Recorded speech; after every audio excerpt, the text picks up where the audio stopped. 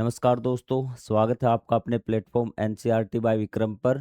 दोस्तों, हम पढ़ रहे हैं chapter number 1 chemical reactions and equation. बिल्कुल लाइन टू लाइन, एक-एक लाइन का अर्थ समझते हुए। यदि आपको कोई भी डाउट होता तो आप कमेंट करके पूछ सकते हैं और आपके प्रत्येक कमेंट का जवाब दिया जाएगा। अध्याय नंबर 1 की, चैप्टर नंबर 1 की एक क्लास हमारी कंप्लीट हो चुकी है। यदि आपने पहली वाली क्लास नहीं देखी है तो चैनल के प्लेलिस्ट वाले सेक्शन पे जाइए, आपको क्लास 10 साइंस की प्लेलिस्ट मिल जाएगी और वहाँ से आप कंप्लीट चैप्टर पढ़ सकते हैं। तो चलिए अब हम शुरुआत करते हैं हमारे आज के लेक्चर की। तो आज हमें पढ़ना है केमिकल इक्वेशन के बारे में। किसके बारे में? केमिकल इक्वेशन के बारे में आज हम पढ़ेंगे। तो चलिए भी शुरुआत करते हैं। Activity 1.1 can be described as, कि जो आपकी एक्टिविटी 1.1 की थी, हमने जब मैग्नीशियम को ऑक्सीजन की प्रेजेंस में हमने बर्न किया था तो क्या बन गया था? Magnesium oxide. अब उसको हमें क्या है? डिस्क्राइब करना, लिखना। तो किस प्रकार से लिखेंगे? तो ये कहता है कि सीधा सा आपको वर्ड फॉर्म में वो इक्वेशन ना लिखी हुई है वर्डिंग के सेंटेंस के रूप में, कि when a magnesium ribbon is burnt in oxygen it gets converted to magnesium oxide, कि वो आपका मैग्नीशियम ऑक्साइड में बदल जाता। सीधी सी एक लाइन लिख दी कि जब मैग्नीशियम को एयर की प्रेजेंस में जलाया जाता है तो जो मैग्नीशियम है वो आपका मैग्नीशियम ऑक्साइड में कन्वर्ट हो जाता है। ये लिख दिया अभी। This description of a chemical reaction in a sentence form is quite long, कि वाक्य के रूप में भी जो ये हमने क्या किया है कि सेंटेंस फॉर्म है ये भी, मतलब कि आपका वाक्य के रूप में आपने एक रासायनिक अभिक्रिया को लिख दिया। तो उसने कहा कि एक वाक्य के रूप में रासायनिक अभिक्रिया को लिखना काफ़ी ज़्यादा लंबा हो जाता है। तो आपने कितना लिखा? आप कहेंगे सर हमने यहाँ से लिखना स्टार्ट किया था अभी। एक रासायनिक अभिक्रिया को, केमिकल रिएक्शन को यहाँ से हमने लिखना स्टार्ट किया था और यहाँ तक ये कंप्लीट हुआ है। तो ये काफ़ी ज़्यादा लंबी फॉर्म होगी भी। फिर कहता है it can be written in a shorter form, कि इसको हम शॉर्टर फॉर्म में लिख सकते हैं। इसको लिखने का क्या है? जो आपका सेंटेंस फॉर्म है ना, तो सबसे पहले हमने कौन सी फॉर्म लिखी है? आप कहेंगे केमिकल रिएक्शन की। तो ये आपकी केमिकल रिएक्शन होगी। तो सबसे पहले हमने क्या लिखा है? सबसे पहले हमने लिखा है इसकी सेंटेंस फॉर्म। याद रखना भी क्या है? सेंटेंस फॉर्म आप याद रखना, कि मतलब वाक्य के रूप में क्या है? ये सेंटेंस फॉर्म है। आपको शॉर्ट में याद रह जाएगा सेंटेंस फॉर्म। और ये क्या आपकी काफ़ी लंबी हो जाती है, क्या हो जाती है? लंबी हो जाती है। अब हमें क्या करना है? इसको शॉर्टर फॉर्म में लिखना है। It can be written in, क्या इसको शॉर्टर फॉर्म में लिख सकते हैं? हाँ सर, बिल्कुल लिख सकते हैं। इसको क्या लिख सकते हैं आप? शॉर्टर फॉर्म में लिख सकते हैं भी। ये आपकी शॉर्टर फॉर्म भी क्या है? आपकी शॉर्टर फॉर्म। शॉर्टर फॉर्म क्या है सर? ये हमारे जो केमिकल रिएक्शन है ना, तो इसको हम क्या बना लेंगे? केमिकल इक्वेशन बना लेंगे भी। क्या बोल बना लेंगे? Chemical equation. केमिकल इक्वेशन के रूप में क्या है? हम इसको शॉर्टर प्रकार से लिख सकते हैं और भी छोटा रूप लिखते थे। आपसे पूछेगा व्हाट इज केमिकल इक्वेशन, आप कहेंगे chemical equation is the shorter form of chemical reaction. जो आपका केमिकल रिएक्शन है ना, उसका क्या छोटा रूप है? क्या? Chemical equation. जैसे आप मैथ में पढ़ते थे, आपको एज दे दी किसी की, फिर उसकी 4 साल बाद एज दे दी, तो आपको स्टेटमेंट दी हुई मिलती थी और आपको इक्वेशन बनानी पड़ती थी, ठीक है? वही बात है कि ये तो आपका स्टेटमेंट फॉर्म में हो गई। आई बात समझ में? वाक्य के रूप में होगी, सेंटेंस के रूप में होगी। ये आपकी क्या है? लॉन्ग फॉर्म होगी। लेकिन जब हम इसकी केमिकल रिएक्शन की शॉर्टर फॉर्म लिखते हैं ना, तो वो आपकी केमिकल इक्वेशन होती है। आप कहेंगे सर बिल्कुल, ये बात हमारे फिलहाल तक समझ में आ गई भी। ये बात आपको समझ में आ गई। अब हमें ये देखना है कि शॉर्टर फॉर्म है वो आप कितने प्रकार से लिख सकते हैं भी। वो कितने प्रकार से लिखते हैं, वही चीज़ हमें देखना है भी। The simplest way to do this right is in the form of a word equation. क्या है? कि सबसे आसान जो तरीका है वो है आपका वर्ड इक्वेशन लिखने का। इक्वेशन क्या है? Chemical equation. तो आप कहेंगे सर केमिकल इक्वेशन जो आपका केमिकल रिएक्शन है उसकी शॉर्टर फॉर्म है। और जो केमिकल इक्वेशन है ना, वो भी आपकी 2 प्रकार से हो सकती है। वो आपकी क्या? Word equation. क्या है आपकी? पहली तो है वर्ड इक्वेशन। सारी चीज़ हम रिकॉल करेंगे ना, तब आपको एकदम क्लियर कट हो जाएगा अभी। The word equation for the above reaction should be, ठीक है? तो ये देखिए भी, जो आपने ऊपर ये सारी चीज़ें लिखी थी, कि जो मैग्नीशियम वाली लिखी थी ना, देखो कितना बड़ा सेंटेंस आपने लिखा था। आप कहेंगे सर यहाँ से हमने स्टार्ट किया था और यहाँ एंड हुआ था, और ये मैंने इक्वेशन की फॉर्म में लिख दिया अभी। इक्वेशन की फॉर्म में कैसे? मैग्नीशियम प्लस में ऑक्सीजन, आपका मैग्नीशियम ऑक्साइड, ये प्रोडक्ट और ये रिएक्टेंट हम बात करेंगे। आपको अगर ये सारी चीज़ें पता है ना, कौन सी चीज़ क्या है, अगर आपको वर्ड इक्वेशन पढ़ना आता है तो आप इसे देखते ही बता देंगे कि जब मैग्नीशियम को ऑक्सीजन की प्रेजेंस में जलाया जाता है तो क्या होता है, मैग्नीशियम ऑक्साइड आपका बनता है। सेम वही जो आपने इतना बड़ा लिखा था, ये इसका शॉर्टर फॉर्म है अभी। तो मैंने आपको बताया था इक्वेशन क्या है अभी। इक्वेशन आपका जो रिएक्शन है, केमिकल रिएक्शन का जो आपका सेंटेंस फॉर्म है, उसका क्या है, आपका शॉर्ट रूप है अभी, शॉर्ट फॉर्म है। आपको आगे बात समझ, हाँ सर आ गई। अब हम इसको लिखना सोचते हैं कि आपने सर किस तरीके से इसको लिखा है। ये चीज़ भी आपसे आ सकता है कि हम एक केमिकल रिएक्शन को किस प्रकार से लिख सकते हैं, या फिर आपको केमिकल इक्वेशन देगा तो इसमें कुछ ना कुछ पूछ लेगा कि ये चीज़ क्या है, ये चीज़ क्या है।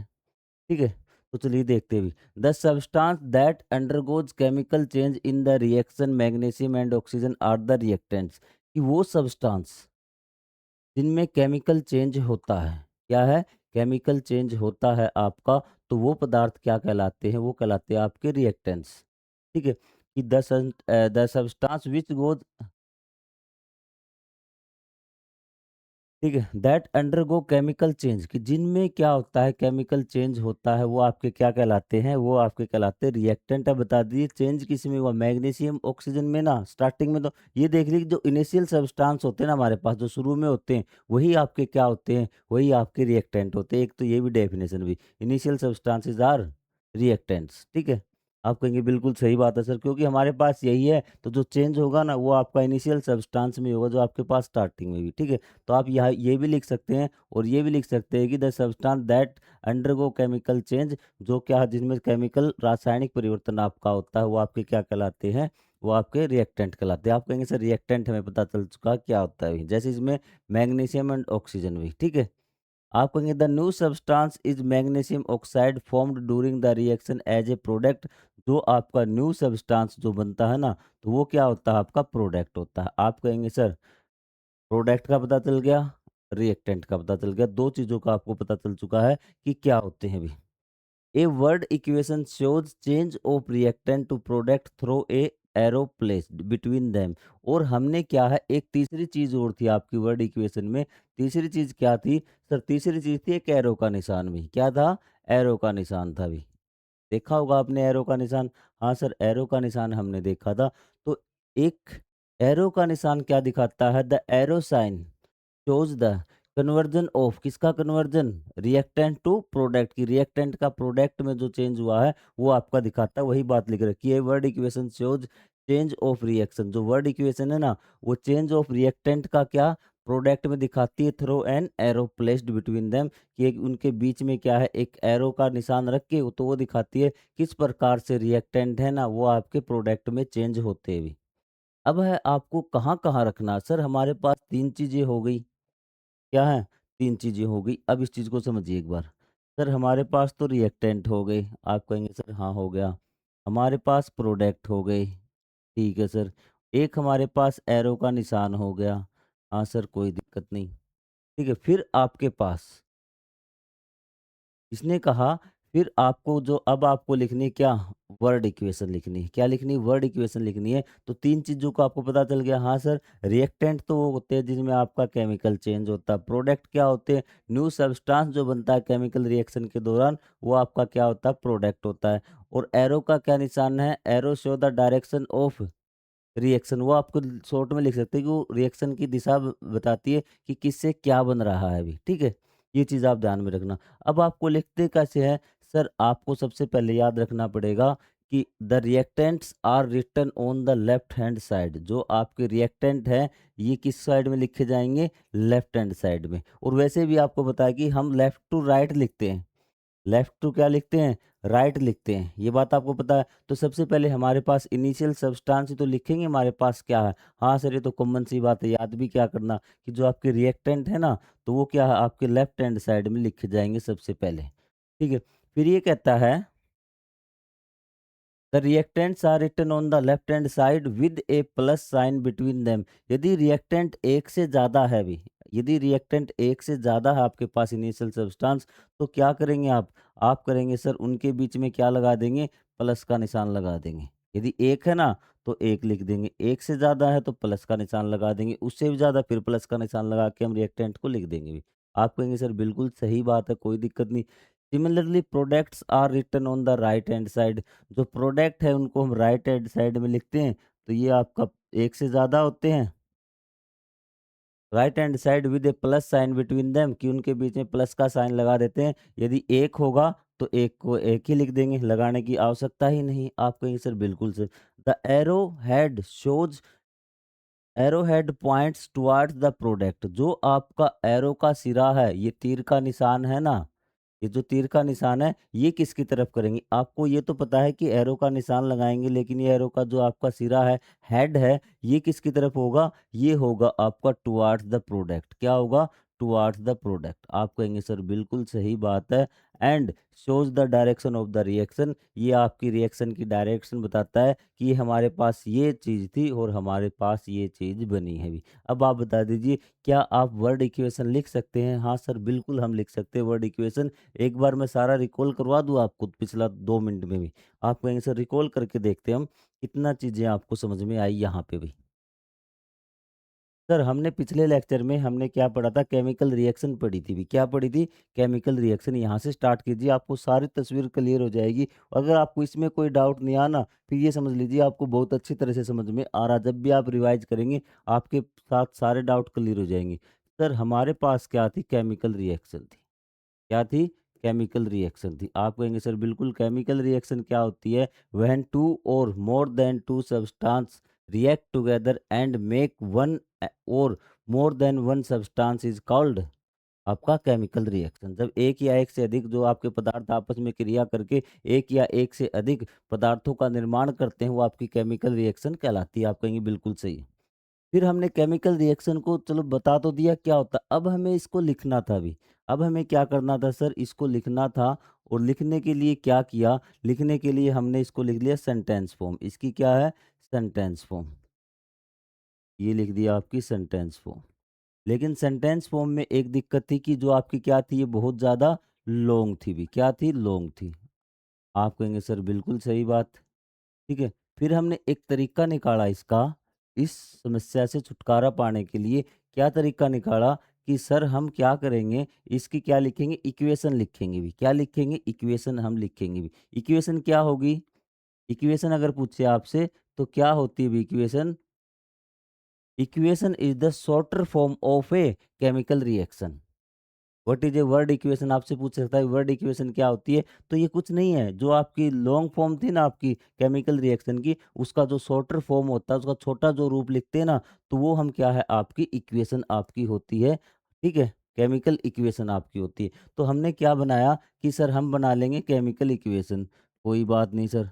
अब केमिकल इक्वेशन में आपकी दो चीजें हमने की है। एक की है आपकी वर्ड इक्वेशन। क्या है? वर्ड इक्वेशन में। आप कहेंगे सर बिल्कुल सही बात है। वर्ड इक्वेशन में क्या होता है कि हम रिएक्टेंट लिखते हैं, हम प्रोडक्ट लिखते हैं, एरो लिखते हैं। तीनों चीज़ें आपको पता होना चाहिए। कि आपका वर्ड इक्वेशन यहाँ से कर दूँ क्या? सर जो आपका रिएक्टेंट है वो आपका लेफ्ट हैंड साइड में आ जाएगा। ठीक है, बीच में एरो का निशान आ जाएगा, ये आपका प्रोडक्ट हो जाएगा। इस प्रकार से क्या है, आप वर्ड इक्वेशन लिख सकते हैं।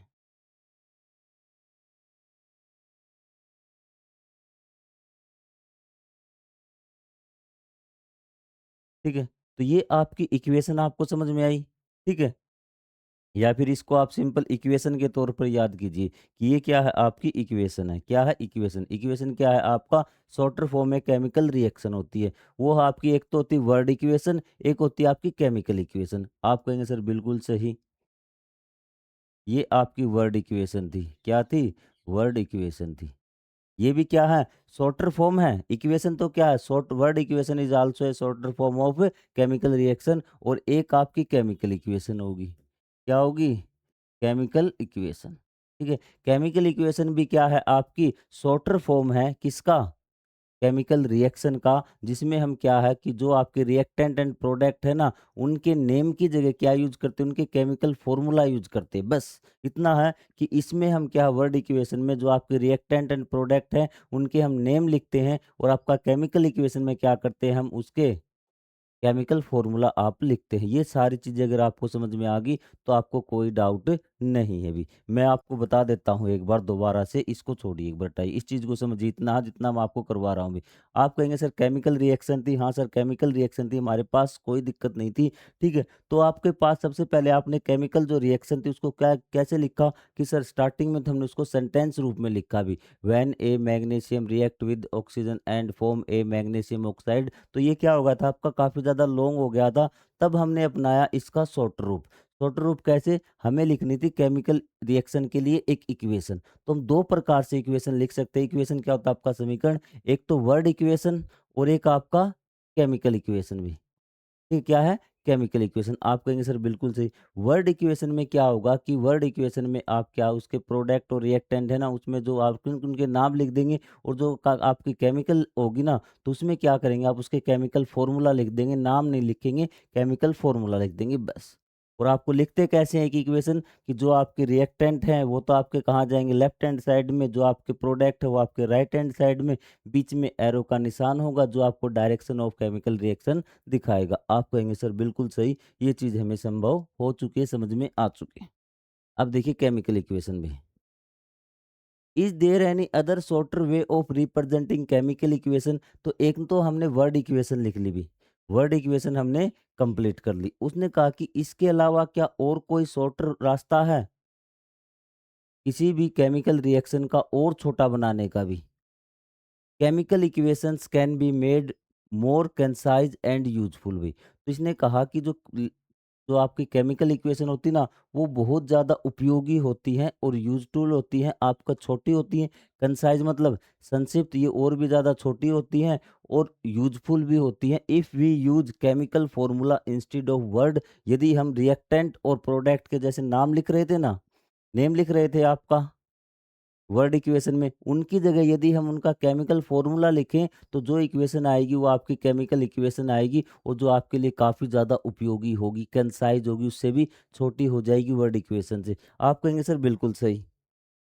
एक chemical equation represent a chemical reaction. जो आपकी केमिकल इक्वेशन वो मैंने आपको पहले ही बता दिया, वो क्या रिप्रेजेंट करती है? वो केमिकल रिएक्शन को ही रिप्रेजेंट करती है। बस उसका क्या है? केमिकल रिएक्शन का ही छोटा रूप है, छोटा रूप है केमिकल रिएक्शन का ही। If you recall formula of magnesium oxygen and magnesium oxide, the above word equation can be written as, कि उसने कहा यदि आप क्या करेंगे रिएक्टेंट और जो भी आपके पास इक्वेशन है, वर्ड इक्वेशन है या फिर केमिकल रिएक्शन है, तो उसको आप इक्वेशन की फॉर्म में जब आप लिखेंगे, यदि उसके नेम की जगह आपने क्या यूज कर लिया, केमिकल फॉर्मूला, तो वो क्या बन जाएगी, वो आपकी केमिकल इक्वेशन बन जाएगी। क्या बन जाएगी? Chemical equation. ठीक है। तो अब देखिए यहाँ पे ये आपकी मैग्नीशियम है। क्या है? मैग्नीशियम। प्लस में ऑक्सीजन। क्या है आपका? ऑक्सीजन। सर कोई दिक्कत नहीं। और आपका क्या बन जाएगा? मैग्नीशियम ऑक्साइड बन जाएगा। तो ये क्या है आपका? ये भी शॉर्टर रूम है। शॉर्टर फॉर्म है ना? हाँ सर शॉर्टर फॉर्म है। ये और भी ज़्यादा शॉर्टर फॉर्म है। तो हम जो हमारी केमिकल रिएक्शन है उसको 2 प्रकार से शॉर्टर रूप में लिख सकते हैं। किस प्रकार से सर? एक प्रकार से तो हम क्या नेम लिखेंगे तो उसको वर्ड इक्वेशन बोलेंगे, और अगर उसके नेम की जगह क्या कर देंगे, रिएक्टेंट और प्रोडक्ट के अगर हम नाम लिखेंगे ना, तो क्या हो जाएगा आपका? वर्ड इक्वेशन हो जाएगी। यदि रिएक्टेंट और प्रोडक्ट के यदि हम फॉर्मूला यूज़ करेंगे केमिकल फॉर्मूला, तो वो आपके क्या हो जाएँगे? केमिकल इक्वेशन आपकी हो जाएगी। सारी चीज़ें क्लियर? हाँ सर, अब कुछ चीज़ें समझ में आ रही है कि सबसे पहले केमिकल रिएक्शन था, उसका हमारे पास सेंटेंस रूप था, ठीक है? तो उसको हमें एक छोटे रूप में लिखना था, शॉर्टर फॉर्म में लिखना था। तो शॉर्टर फॉर्म में किस प्रकार लिखेंगे? इक्वेशन बना के। किस प्रकार से? इक्वेशन बना के ही हम किसी स्टेटमेंट को शॉर्टर रूप में लिख सकते हैं। तो आपका 2 प्रकार से हो सकता है इक्वेशन, 2 प्रकार से बना सकते हैं आप इक्वेशन। एक तो क्या? वर्ड के रूप में, और एक आपका केमिकल इक्वेशन में। वर्ड के रूप में कैसे लिखेगा कि आपको रिएक्टेंट और प्रोडक्ट के क्या लिखने हैं? आपको उनके नेम लिखने हैं। वो आपकी क्या हो जाएगी? वर्ड इक्वेशन हो जाएगी। अगर आप रिएक्टेंट और प्रोडक्ट के क्या लिखेंगे? केमिकल फ़ॉर्मूला लिख देंगे, तो आपकी केमिकल इक्वेशन हो जाएगी। अब आपको कोई डाउट नहीं होना चाहिए, आप देखते ही बता देंगे वर्ड इक्वेशन है या फिर केमिकल इक्वेशन है या फिर केमिकल रिएक्शन है।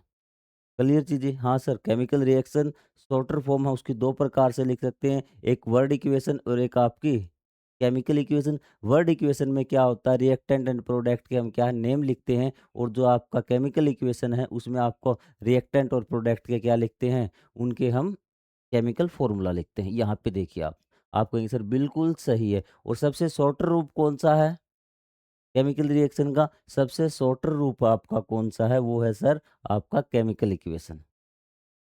ठीक है, अब बता दो केमिकल इक्वेशन क्या है? Shorter form of a chemical reaction. Chemical reaction का क्या है? ये छोटा रूप है, बस और कुछ नहीं है अभी।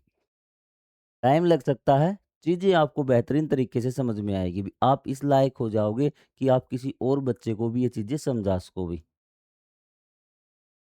Count and compare the number of atoms of each element on the left hand side and right hand side of the arrow। अब इसने क्या कहा है? ये कहता है कि नंबर ऑफ एटम्स है ना, ये आपके एलिमेंट है। मैग्नीशियम ऑक्सीजन ये आपके क्या एलिमेंट हैं? ये क्या आपके एलिमेंट? ये कहता है कि जो लेफ्ट हैंड साइड और राइट हैंड साइड है ना, ईच एलिमेंट के भी आपको क्या है, एटम गिनने हैं, कितने हैं। यहाँ मैग्नीशियम का कितना है? यहाँ कहेंगे सर मैग्नीशियम का एक एटम है। यहाँ ऑक्सीजन का कितना है? ऑक्सीजन के सर 2 हैं। यहाँ पे मैग्नीशियम का 1 और ऑक्सीजन का 1। आप कहेंगे सर बिल्कुल हमने गिन लिए भी। ठीक है। क्या ये दोनों साइड सेम है? आप कहेंगे सर नहीं, दोनों साइड सेम कहाँ? मैग्नीशियम का 1 मैग्नीशियम वाला तो सेम है। ऑक्सीजन के यहाँ 2 है और यहाँ ऑक्सीजन का 1 है। सर बराबर नहीं है। ठीक है, बराबर नहीं है। बीच ने पूछा है अभी। If yes the equation is balance. यदि दोनों साइड बराबर हो जाए तो इक्वेशन को क्या कहेंगे? हम बैलेंस कहेंगे। क्या कहेंगे? इक्वेशन बैलेंस है, किसी प्रकार का कोई डाउट नहीं है भी। ठीक है। If not then equation is unbalanced भी। यदि दोनों तरफ प्रत्येक एलिमेंट के जो एटम्स हैं वो आपके इक्वल नहीं होंगे तो वो आपकी इक्वेशन अनबैलेंस कहलाएगी। अब आप बता सकते हैं बैलेंस है या अनबैलेंस। आप कहेंगे सर मैग्नीशियम का 1 मैग्नीशियम का 1। ठीक है, ऑक्सीजन के 2 ऑक्सीजन का 1। आ गया ना डिफरेंट। पर किसी भी एलिमेंट के एटम्स में डिफरेंट आ जाए तो इसका मतलब वो अनबैलेंस है। आप कहेंगे सर बिल्कुल सही। If not then equation is unbalance because mass is not the same on the sides of the equation.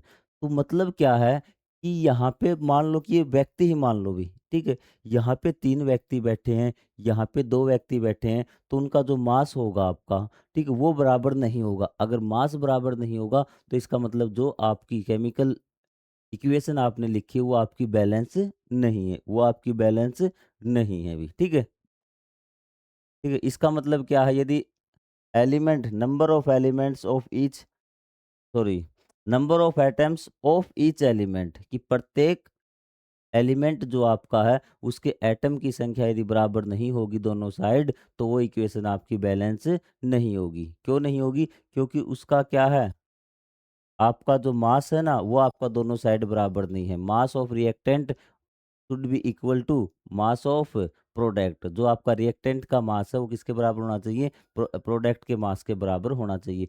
क्यों होना चाहिए ये भी बात है आपकी, क्या जरूरी है सर इस बात की? ठीक है,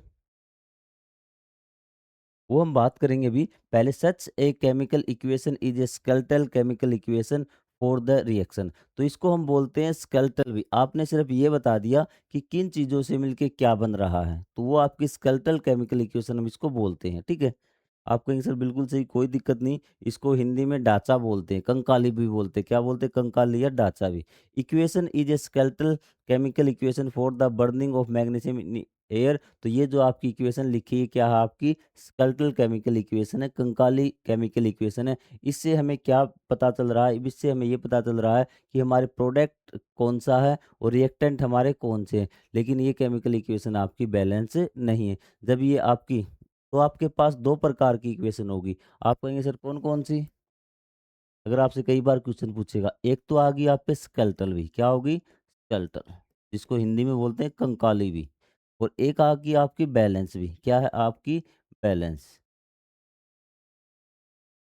ठीक है, बैलेंस में बस ये है कि आपका प्रत्येक एलिमेंट के एटम है ना, तो आपके लेफ्ट हैंड साइड में मतलब रिएक्टेंट में और प्रोडक्ट में बराबर होने चाहिए, वो आपकी बैलेंस हो जाएगी, ठीक है। और स्केलेटल में क्या है, स्केलेटल में आपको ये बताना है कि आपके रिएक्टेंट क्या थे और प्रोडक्ट क्या है, आपको और कुछ बैलेंस नहीं करना। तो क्या इसमें बैलेंस कर रखा है सर? कुछ बैलेंस नहीं कर रखा, इसमें सिर्फ ये बता रखा है कि मैग्नीशियम और ऑक्सीजन आपस में रिएक्शन करके मैग्नीशियम ऑक्साइड बनाते, बैलेंस नहीं है। तो ये कौन सी है सर? ये स्केलेटल है। क्या है आपकी? स्केलेटल है। आप कहेंगे बिल्कुल सर ये चीज़ हमें समझ में आ गई भी। ठीक है, स्केलेटल से आपको क्या पता चलता है कि आपको रिएक्टेंट के बारे में और प्रोडक्ट के बारे में जानकारी मिलती है। इसमें क्या है, आपका मास इक्वल टू नहीं होता। ठीक है,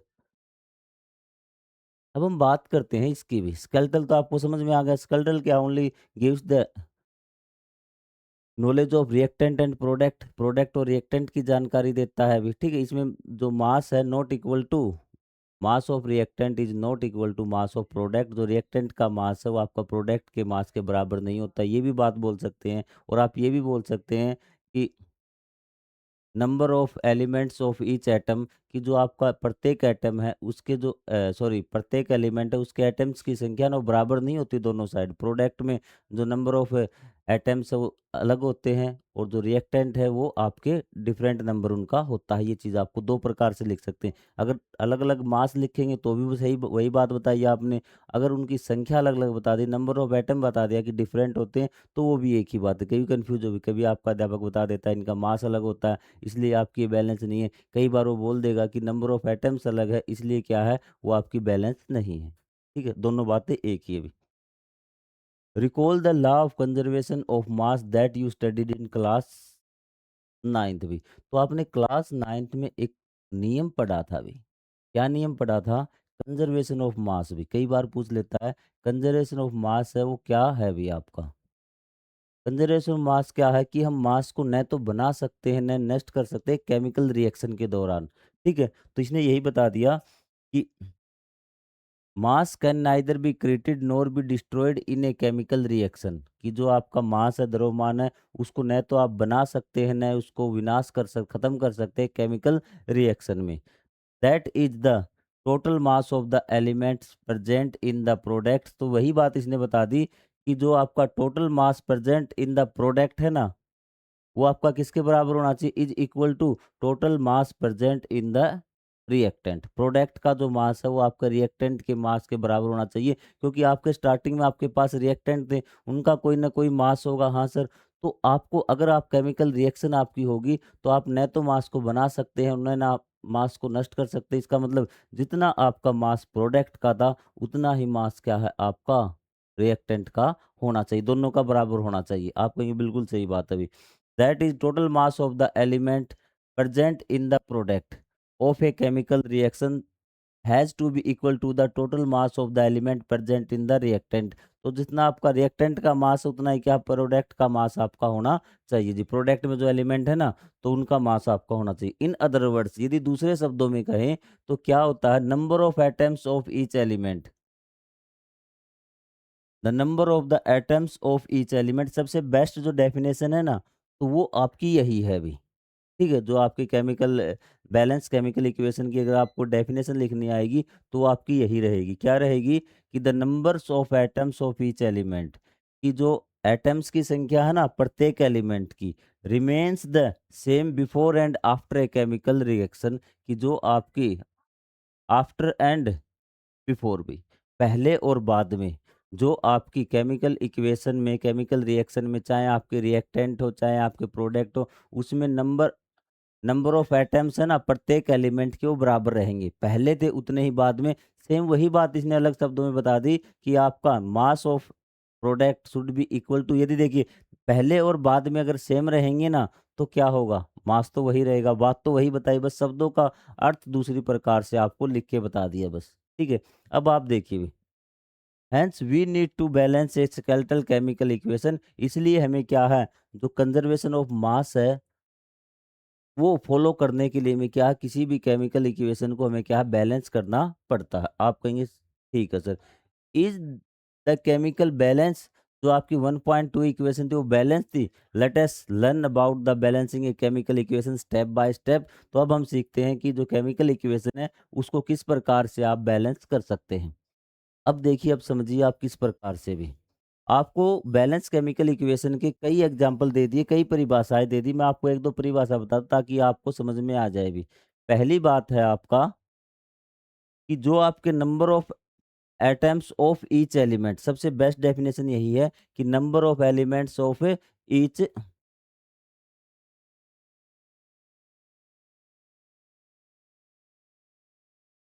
अब इस चीज को आप अच्छे से समझ लेना भी, ठीक है।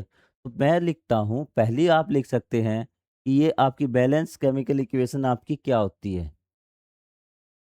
Number of atoms of each element should B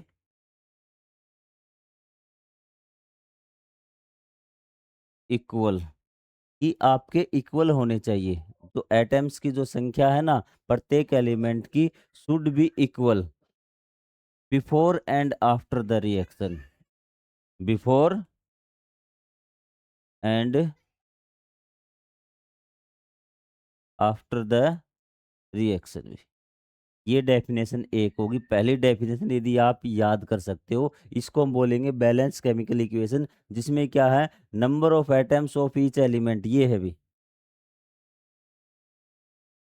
ये आपको वर्ड्स याद रखने हैं, शुड बी इक्वल, ये भी आपको याद रखने हैं। यहाँ पे आप जोड़ सकते हैं before and after the reaction, ये तो आप लिख सकते हैं। यहाँ पे और क्या लिख सकते हैं, इसके आगे आप क्या लिख सकते हैं, इसके आगे लिख सकते हैं आप शुड बी इक्वल। येलो ले लेता हूँ भी आप यहाँ से, क्योंकि कई अध्यापक अलग प्रकार से लिख सकते हैं। Should be equal in reactants, जो आपके रिएक्टेंट है ना, और एंड प्रोडक्ट, जो आपके प्रोडक्ट में नंबर ऑफ एटम्स हैं वो आपके इक्वल आपके होने चाहिए भी, ये भी आप लिख सकते हैं। ठीक है, ये भी आप लिख सकते हैं। तो ये आपकी बैलेंस केमिकल इक्वेशन है, जहां number of atoms of each element should be equal to number of atoms in each element in product भी। अगर रिएक्टेंट के बता दिए तो आपके प्रोडक्ट में बराबर होने चाहिए। ये मेरे हिसाब से सबसे बेस्ट डेफिनेशन है, आप इसे याद रखिए, आपके लिए आसान भी होगी भी। बैलेंस केमिकल इक्वेशन क्या होती है, आप मास भी लिख सकते हैं। मास ऑफ रिएक्शन, रिएक्टेंट है, should be equal to mass of आपका प्रोडक्ट, कि जो आपका रिएक्टेंट का जो द्रव्यमान है आपका, वो प्रोडक्ट के द्रव्यमान के बराबर होना चाहिए। मास को क्या बोलते हैं, द्रव्यमान बोलते हैं। ये बात आपको आ गई समझ में? हाँ सर आ गई। अब हम बात करेंगे सर एक इक्वेशन को बैलेंस किस प्रकार से कर सकते हैं भी। हम बैलेंस है वो किस प्रकार से एक रिएक्शन को कर सकते हैं, वो चीज हम देखते हैं भी। द अबोव वर्ड इक्वेशन में be represented by the following chemical equation, जो आपकी वर्ड इक्वेशन है वो इस प्रकार से है भी। आप कहेंगे सर ठीक है, जिंक सल्फ्यूरिक एसिड है, जिंक सल्फेट है, हाइड्रोजन है।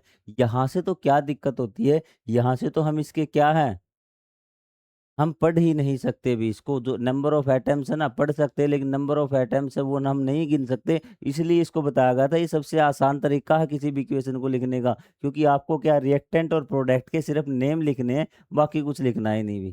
ठीक है, लेकिन द अबोव इक्वेशन में be represented by the following chemical equation. यदि हम केमिकल इक्वेशन लिखेंगे तो क्या करेंगे, उसका हमें केमिकल फॉर्मूला लिखना पड़ेगा भी। ठीक है, आप कहेंगे सर बिल्कुल सही बात है, कोई दिक्कत नहीं। तो आपने ये इसका केमिकल फॉर्मूला लिखा भी। आप कहेंगे सर ये केमिकल फॉर्मूला हमने लिख दिया, कोई दिक्कत नहीं हुई। सर कोई दिक्कत नहीं, केमिकल फॉर्मूला लिखने के बाद let us examine number of atoms of different element on the both side of the arrow. तो सबसे हम चेक करेंगे, हमें क्या चेक करना है, number of atoms of each element in reactant and product should be equal, कि जो आपके नंबर ऑफ एटम्स है ना प्रत्येक एलिमेंट की, वो आपके क्या होने चाहिए, बराबर होने चाहिए, और हमें कुछ नहीं चाहिए। अगर वो बराबर है चेक कर लेंगे, बराबर है तो आपकी बैलेंस है, नहीं है तो नहीं है, बस हमें रूल पता है। तो ये देखिए आपका भी, तो यहाँ पे आपने एलिमेंट लिखे जिंक हाइड्रोजन सल्फर ऑक्साइड, आपके जो एलिमेंट है वो तो आपके बिल्कुल बराबर मिलेंगे। ठीक है, सेम एलिमेंट आपको मिलेंगे आपके रिएक्टेंट में और आपके प्रोडक्ट में। आप कहेंगे सर बिल्कुल सही, कोई दिक्कत बात नहीं। तो नंबर ऑफ एटम्स देखने ना हमने, प्रत्येक एलिमेंट के में क्या है, नंबर ऑफ एटम्स देखने हैं आपके कि बराबर है या नहीं। तो ये है, तो हमने इस साइड रिएक्टेंट लिख दिए, और ये साइड हमने क्या लिख दिए, प्रोडक्ट में लिख दिए। तो जिंक के कितने हैं सर, एक है, एक है। हाइड्रोजन का कितना सर, दो है, आपका दो है। सल्फर का कितना असर? एक है, एक है। ऑक्सीजन का कितना असर? चार है, चार है। आप बता दीजिए नंबर ऑफ एटम्स, ठीक है, of each element is equal in reactant is equal to number of atoms of each element in product. ये आपके दोनों बराबर हैं। So this chemical equation is balance. ये जो आपकी केमिकल इक्वेशन है ये आपकी बराबर है। और मैंने आपको बार बार बता रखा हूं कि इस चीज को याद कर लेना कि number of atoms of each element, बस यही चीज हमें देखनी है भी। ठीक है, रिएक्टेंट में भी और प्रोडक्ट में भी क्या है? रिएक्टेंट में भी और प्रोडक्ट में ये चीज हमें देखनी है। अगर ये इक्वल है तो ये मान लेना आपका मास भी इक्वल है। ठीक है, मेन चीज आपकी यही है, ये इक्वल है या नहीं। इक्वल है तो बैलेंस है, नहीं है तो बैलेंस नहीं है। बस ये आप चीज एक ध्यान रखे भी। As the number of atoms of each element is the same भी, तो इसने क्या कहा? वही कि number of atoms of each element is the same on both side, की दोनों साइड क्या है? सेम है। दोनों साइड का मतलब रिएक्टेंट में और प्रोडक्ट में, बस शब्दों का अलग इस्तेमाल कर रहा है। और आप वही बात बार बार दोहरा रहे हैं, बार बार, लेकिन अलग अलग लाइन लिख रहा है तो आप सोच रहे हो कि अलग अलग मतलब होगा भी।